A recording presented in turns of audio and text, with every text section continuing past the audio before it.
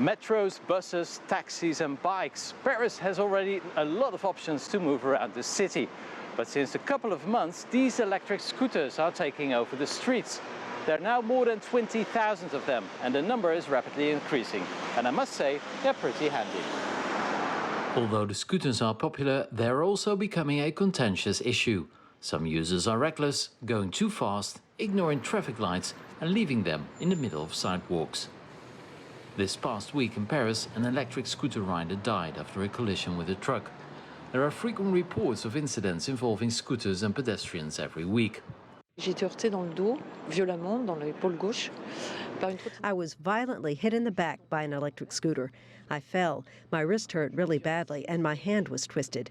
Emergency services took me to the hospital. For my job as a pianist, it's a real catastrophe. Local officials acknowledge the problem and say enough is enough.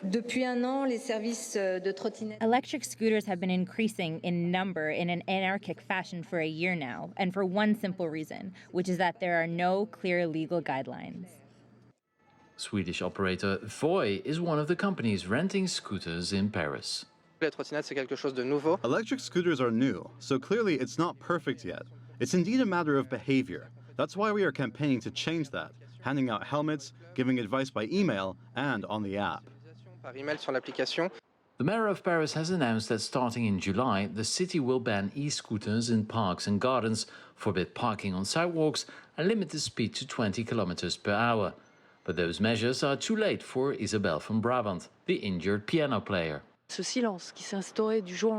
That silence from one day to another is horrible for a musician.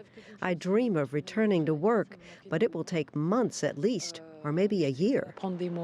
Despite predictions the number of electric scooters will only grow in coming years, some operators in Paris will face an uphill climb.